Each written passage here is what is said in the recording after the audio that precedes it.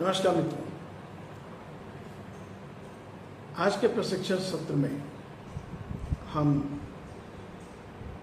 कांग्रेस के बारे में इसके पहले बता चुके हैं। जब 1946 में नेहरू जी के नेतृत्व में संविधान सभा का गठन हुआ, आज हम चर्चा करेंगे आज़ादी के बाद। संविधान के प्रोविजनों पर हम बारी बारी चर्चा करेंगे, लेकिन अभी हम पहले कांग्रेस को, जो हम एक दृष्टि में देखना चाहते हैं, उस पर चर्चा कर रहे हैं। आज उसके भाग 2 पर हम हैं, आज़ादी के बाद। 1947 में भारत की स्वतंत्रता के बाद भारतीय राष्ट्रीय कांग्रेस देश में एक प्रमुख राजनीतिक पार्टी बन गई। 1952 में स्वतंत्रता के बाद हुए पहले आम चुनाव में पार्टी राष्ट्रीय संसद और अधिकांश राज्य विधानसभाओं में सत्ता में आई। यह 1977 तक राष्ट्रीय स्तर पर सत्ता में रही, जब इसे जनता गठबंधन ने हरा दिया। यह 1980 में सत्ता में लौटी और 1989 तक शासन करती रही, जब इसे एक बार फिर हार का सामना करना पड़ा। पार्टी ने 1991 में गठबंधन के मुखिया के रूप में सरकार बनाई। साथ ही 2004 और 2009 में भी, जब इसने संयुक्त प्रगतिशील गठबंधन यूपीए का नेतृत्व किया।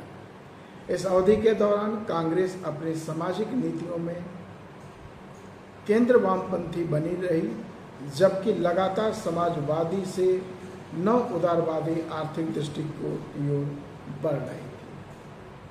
तो नव उदारवादी आर्थिक दृष्टिकोण या उदारवादी दृष्टिकोण यह भारत की नहीं, पूरे विश्व में बदलाव हो रहा था और आर्थिक रूप से उन्हीं विचारों का समर्थन करते हुए कांग्रेस चल रही थी।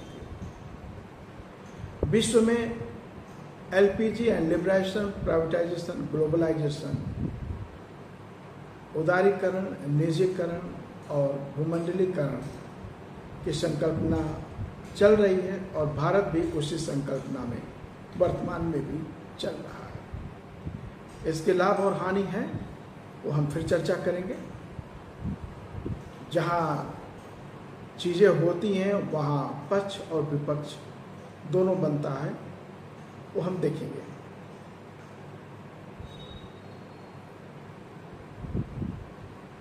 राज्य स्तर पर पार्टी के प्रतिद्वंदी भारतीय जनता पार्टी, भाजपा, भारतीय कम्युनिस्ट पार्टी, मार्क्सवादी, सीपीआईएम, विभाजन के बाद पार्टी का उत्तराधिकारी पाकिस्तान नेशनल कांग्रेस के रूप में अस्तित्व में आया। विभाजन के बाद जो राज्य में धार्मिक अल्पसंख्यकों के अधिकारों का प्रतिनिधित्व करने वाली पार्टी थी। पार्टी का समर्थन पूर्वी पाकिस्तान के बंगाली भाषा प्रांत में सबसे ज़्यादा था। बांग्लादेशी स्वतंत्रता संग्राम के बाद इसे बांग्लादेशी नेशनल कांग्रेस के रूप में भी जाना जाने लगा, लेकिन 1975 में सरकार ने इसे भंग कर दिया। नेहरू और शास्त्री युग 1947 से 1966 तक। 1951 से 1964 में अपनी मृत्यु तक जवाहरलाल नेहरू पार्टी के सर्वोच्च नेता थे। कांग्रेस ने 1951-52, 1957 और 1962 के आम चुनाव में भारी जीत हासिल कर सत्ता हासिल की। अपने कार्यकाल के दौरान नेहरू ने आयात प्रतिस्थापन, औद्योगिकीकरण पर आधारित नीतियों को लागू किया और एक मिश्रित अर्थव्यवस्था की वकालत की, जहाँ सरकार नियंत्रित सार्वजनिक क्षेत्र निजी क्षेत्र के साथ सह-अस्तित्व में था। उनका मानना था कि बुनियादी और भारी उद्योगों की स्थापना भारतीय अर्थव्यवस्था के विकास और आधुनिकीकरण के लिए मौलिक थी।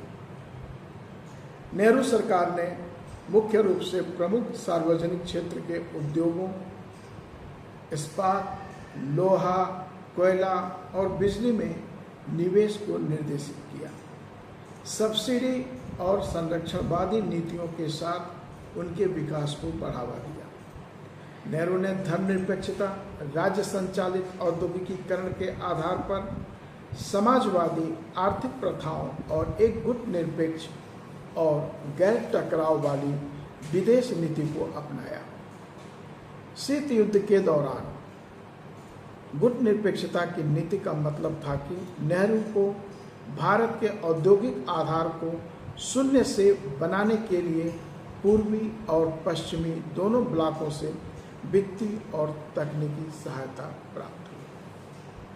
जो गुट निरपेक्षता एडॉप्ट किया गया, उससे जो ईस्टर्न और वेस्टर्न ब्लॉक हैं विश्व के, वहाँ से वित्तीय और तकनीकी सहायता प्राप्त हुई। अपने कार्यकाल के दौरान नेहरू पर 4 बार हत्या के प्रयास किए गए थे। नेहरू पर 4 बार हत्या का प्रयास हुआ था। उनकी हत्या का पहला प्रयास 1947 में विभाजन के दौरान हुआ था, जब वह एक कार में उत्तर पश्चिम सीमांत प्रांत का दौरा कर रहे थे। दूसरा प्रयास 1955 में महाराष्ट्र में एक चाकूधारी रिक्शा चालक द्वारा किया गया था। तीसरा प्रयास 1956 में बॉम्बे में हुआ। चौथा 1961 में महाराष्ट्र में रेलवे पटरियों पर बमबारी का असफल प्रयास था।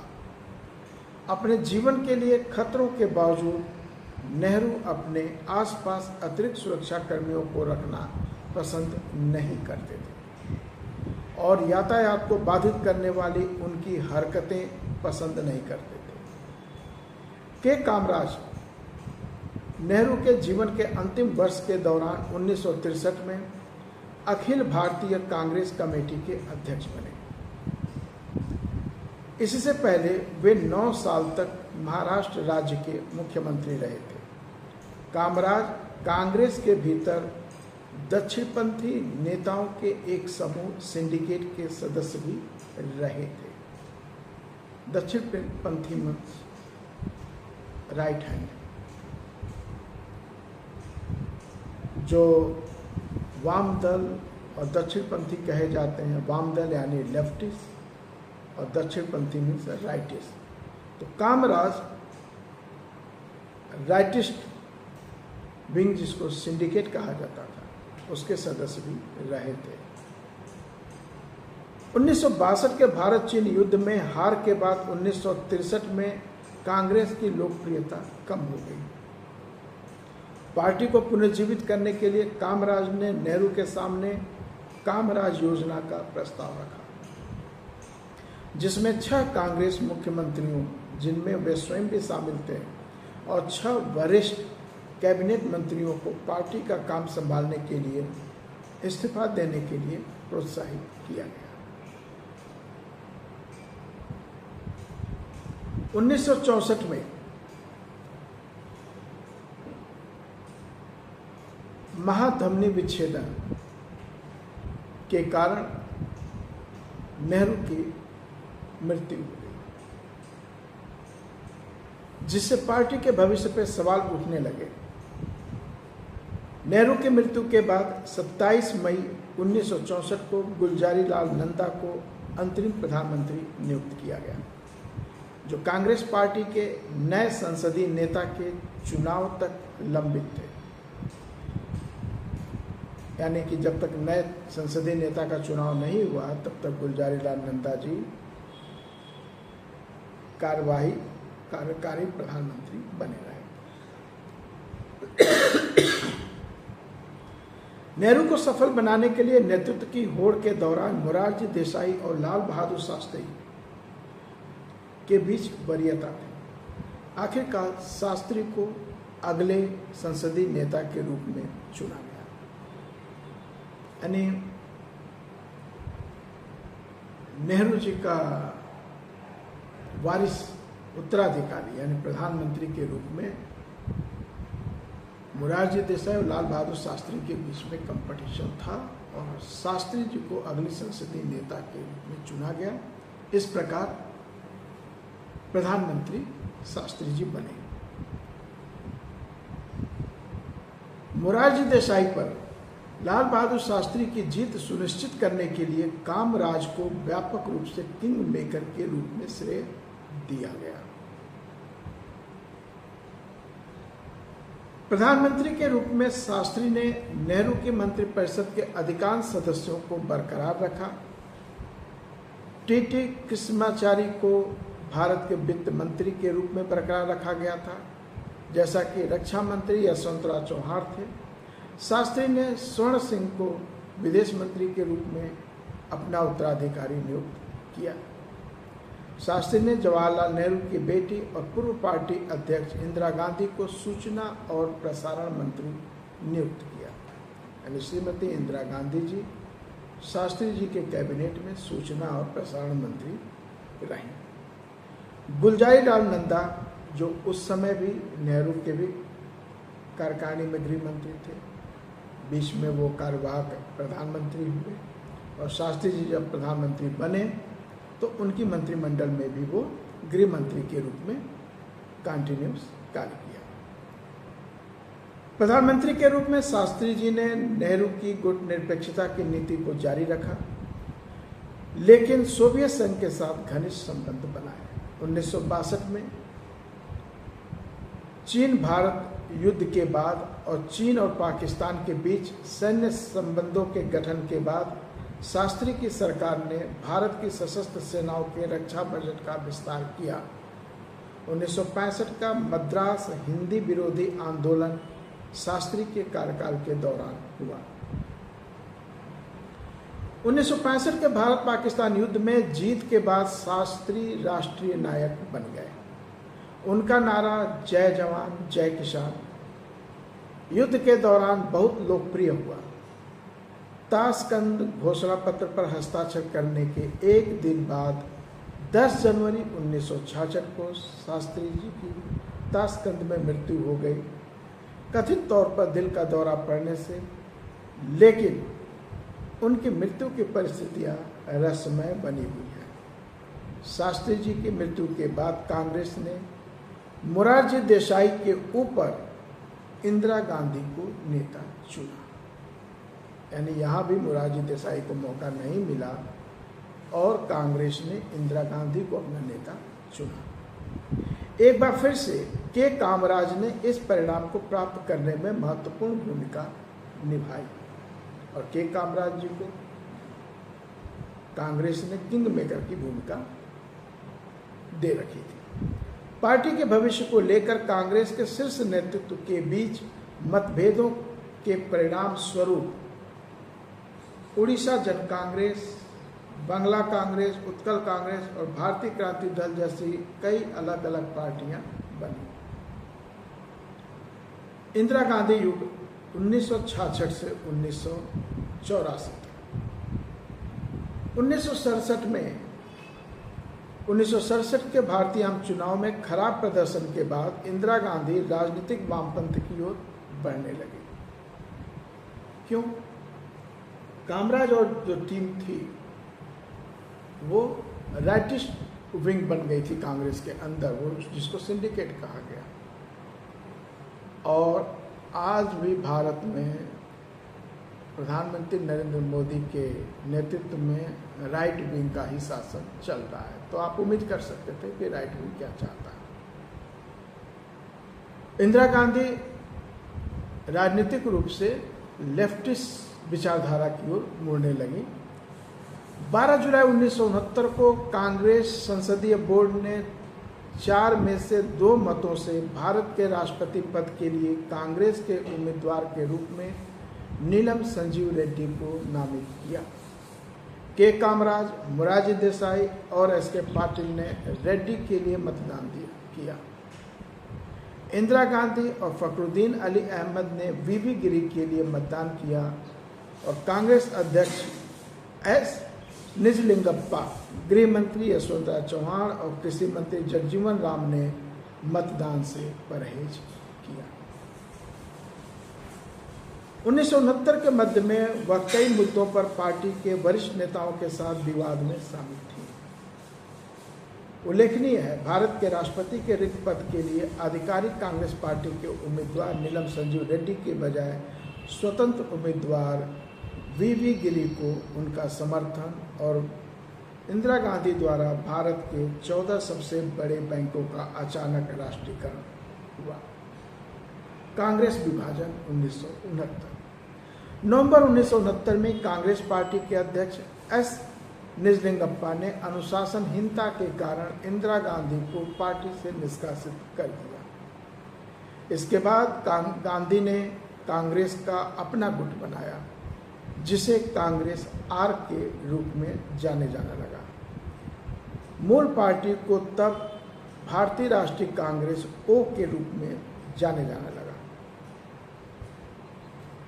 इसके प्रमुख नेता कामराज, मोरारजी देसाई, निजलिंगप्पा और एस के पाटिल थे, जो अधिक दक्षिणपंथी एजेंडे के लिए खड़े थे। विभाजन तब हुआ जब संयुक्त विधायक दल के बैनर तले एकजुट विपक्ष ने हिंदी बेल्ट के कई राज्यों पर नियंत्रण कर लिया। दूसरी ओर इंदिरा गांधी पार्टी के लिए लोकप्रिय समर्थन जुटाने के लिए लोक लुभावन एजेंडे का उपयोग करना चाहती थी। कांग्रेस आर नामक उनके गुट को अधिकांश कांग्रेस सांसदों का समर्थन प्राप्त था। अखिल भारतीय कांग्रेस कमेटी में इनके 705 सदस्यों में से 446 इंदिरा के पक्ष में चले गए। जो एआईसीसी टीम थी उसमें 705 सदस्य थे, जिसमें से 446 इंदिरा जी के पक्ष में चले गए। पुरानी कांग्रेस ने पार्टी के चुनाव चिन्ह को बरकरार रखा। वो चुनाव चिन्ह क्या था? एक जोड़ी बैलों का एक जुआ था, मतलब एक जोड़ी बैल जिनके कंधे पे जुआट लगा हुआ था।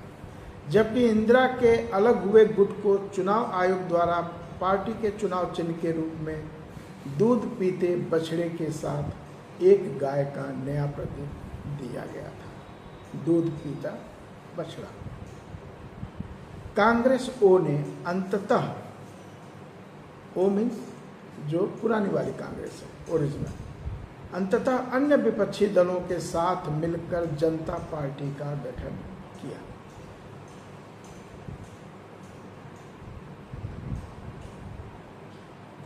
निजी बैंकों के राष्ट्रीयकरण के बाद इंदिरा गांधी की टिप्पणी क्या थी? भारत भले ही एक प्राचीन देश है, लेकिन यह एक युवा लोकतंत्र है और इसलिए इसे सामाजिक, आर्थिक या राजनीतिक व्यवस्थाओं पर कुछ लोगों के वर्चस्व के प्रति सतर्क रहना चाहिए। बैंकों का स्वामित्व सार्वजनिक होना चाहिए ताकि वे न केवल बड़े उद्योगों और बड़े व्यवसायों बल्कि कृषकों, छोटे उद्योगों और उद्यमियों को भी सेवाएं प्रदान कर सकें। इसके अलावा निजी बैंक अनियमित रूप से काम कर रहे हैं और उनमें से सैकड़ों विफल हो गए हैं और जमाकर्ताओं को नुकसान पहुंचा रहे हैं, जिन्हें इस तरह के नुकसान के खिलाफ कोई गारंटी नहीं दी गई थी। 1971 के मध्यावधि भारतीय आम चुनाव में गांधी जी के नेतृत्व वाली कांग्रेस आर ने गरीबी हटाओ जैसी प्रगतिशील नीतियों के मंच पर भारी जीत हासिल की। उस समय के जो लोग रहे, उस समय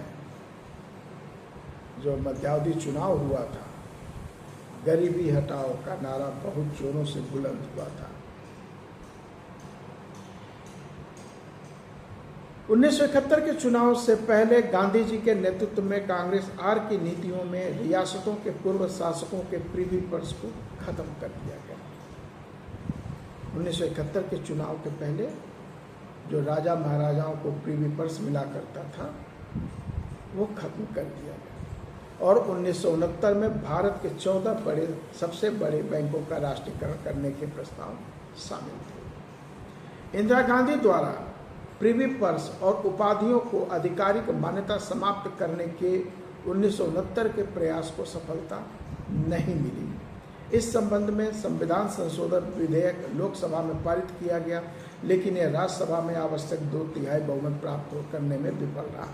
हालांकि 1971 में भारत के संविधान में 26वें संशोधन के पारित होने के साथ प्रीवी पर्स को समाप्त कर दिया गया था। 1962 के भारत चीन युद्ध के कारण, देखिए यहाँ पे एक चीज़ मैं बताना चाहता हूँ कि 1969 में ये प्रस्ताव लाया गया था राष्ट्रीयकरण का और प्रीवी पर्स खत्म करने का। तो राष्ट्रीयकरण तो हुआ, लेकिन प्रीवी पर्स नहीं खत्म हो पाया। तो 26वां संशोधन करके कांग्रेस ने 1971 में प्रीवी पर्स को खत्म किया। अब आइए 1962 के भारत चीन युद्ध के कारण भारत को भारी बजटीय घाटे का सामना करना पड़ा, जिसके परिणाम स्वरूप उसका खजाना लगभग खाली हो गया। मुद्रास्फीति उच्च रही और विदेशी मुद्रा भंडार घटता गया। 1962 के संक्षिप्त युद्ध ने अर्थव्यवस्था की कमजोरियों को उजागर किया और रक्षा उद्योग और भारतीय सेना की ओर ध्यान केंद्रित किया। सरकार को तीसरी पंचवर्षीय योजना 1961 से 1966 के लिए धन की कमी महसूस हुई। पार्टी के वरिष्ठ सदस्य सुभद्रा जोशी ने निजी बैंकों के राष्ट्रीयकरण के लिए एक गैर आधिकारिक प्रस्ताव पेश किया, जिसमें कहा गया कि राष्ट्रीयकरण से विकास के लिए संसाधन जुटाने में मदद मिलेगी। जुलाई 1969 में इंदिरा गांधी ने अध्यादेश के जरिए 14 प्रमुख निजी बैंकों का राष्ट्रीयकरण कर दिया। 1971 में राष्ट्रीयकरण का समर्थन करने वाले अभियान पर दोबारा चुने जाने के बाद इंदिरा गांधी 12 जून 1975 को इलाहाबाद उच्च न्यायालय ने चुनावी कदाचार के आधार पर भारत की संसद के निचले सदन लोकसभा के लिए इंदिरा गांधी के चुनाव को शून्य घोषित कर दिया। 12 जून 1975। हालांकि गांधी ने इस्तीफे के आह्वान को खारिज कर दिया और सर्वोच्च न्यायालय में अपील करने की योजना की घोषणा की। बढ़ती अव्यवस्था और अराजकता के जवाब में गांधी के मंत्रालय ने सिफारिश की कि राष्ट्रपति फखरुद्दीन अली अहमद संविधान के अनुच्छेद 352 के प्राविधानों के आधार पर आपातकाल की स्थिति घोषित करें। 19 महीने के आपातकाल के दौरान गांधी के अनिर्वाचित छोटे बेटे और राजनीतिक उत्तराधिकारी संजय गांधी और उनके करीबी सहयोगियों द्वारा व्यापक उत्पीड़न और सत्ता का दुरुपयोग हुआ। 25 जून 1975 को लागू किया गया आपातकाल आधिकारिक तौर पर 21 मार्च 1977 को समाप्त हो गया। सभी राजनीतिक कैदियों को रिहा कर दिया गया। मार्च में हुए संसदीय चुनाव में इंदिरा विरोधी विपक्षी दलों के जनता गठबंधन ने कांग्रेस पर भारी जीत हासिल की। कांग्रेस की 153 के मुकाबले लोकसभा में 295 सीट जनता गठबंधन ने जीता। गांधी अपनी सीट जनता प्रतिद्वंदी राजनारायण से हार गए। कांग्रेस आई का गठन 2 जनवरी 1978 को इंदिरा और उनके अनुयायियों ने अलग होकर एक नई विपक्षी पार्टी बनाई, जिसे लोकप्रिय रूप से कांग्रेस आई कहा जाता है। आई इंदिरा को दर्शाता है। अगले वर्ष के दौरान उनकी नई पार्टी ने आधिकारिक विपक्ष बनने के लिए विधायिका के पर्याप्त सदस्यों को आकर्षित किया। नवंबर 1978 में गांधी ने एक संसदीय सीट फिर से हासिल की। जनवरी 1980 में कांग्रेस आई की शानदार जीत के बाद वह फिर से प्रधानमंत्री चुनी गई। राष्ट्रीय चुनाव आयोग ने 1984 के आम चुनाव के लिए कांग्रेस आई को असली भारतीय राष्ट्रीय कांग्रेस घोषित किया। हालांकि पद नाम केवल आई को 1996 में हटा दिया गया था।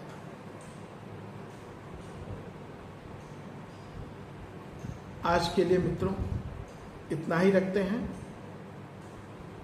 इसके तीसरे सेशन में हम फिर आपसे मिलेंगे। आप ध्यान से सुनिए इसको, इसमें ऐतिहासिक तथ्य हैं। आप इसको नेट पर भी पढ़ सकते हैं, देख सकते हैं। यह केवल एक आपको आउटलाइन दिया जा रहा है। जो कांग्रेस के बारे में कम जानते हैं या बिल्कुल नहीं जानते, उनको एक ये प्रशिक्षण दिया जा रहा है कि कांग्रेस में क्या क्या हुआ, क्या था, क्या नहीं था। फिर मिलेंगे मित्रों। जय भारत, जय संविधान।